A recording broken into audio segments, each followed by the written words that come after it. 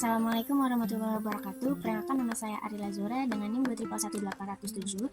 Kali ini saya akan membuat video tentang pitching dengan model bisnis, yaitu tentang papan magnetik yang saya buat dengan dosen Bapak Hermawan Septian untuk memenuhi tugas akhir dari mata kuliah Keteknik Sosialpreneur. Di sini saya akan membahas tentang masalah sosial, inovasi sosial, dampak sosial, dan solusi sosial yang saya buat. Masalah sosial yang terjadi di lingkungan keluarga, banyak anak usia dini yang masih belum terbiasa menggunakan tangan kanannya.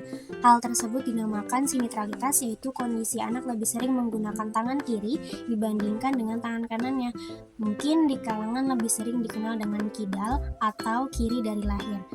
Nah, penting untuk diingat bahwa kidalitas adalah spektrum dan banyak orang memiliki kecenderungan menggunakan kedua tangan dalam aktivitas sehari-hari. Beberapa orang mungkin kidal mutlak dengan hanya menggunakan tangan kiri atau tangan kanan, sementara yang lain mungkin kidal parsial atau ambidextrous, yang berarti mereka dapat menggunakan kedua tangan dengan kemampuan yang hampir sama.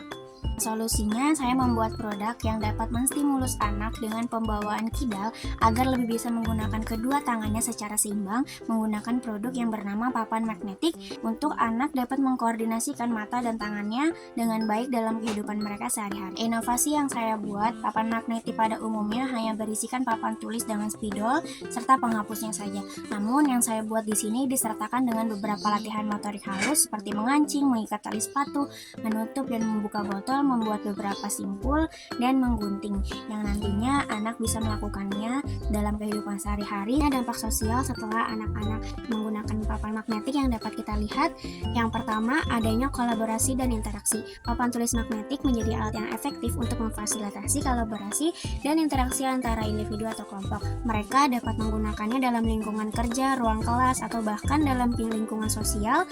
Mereka bisa berbagi ide, mendorong kerja tim, partisipasi aktif, dan pembelajaran bersama-sama.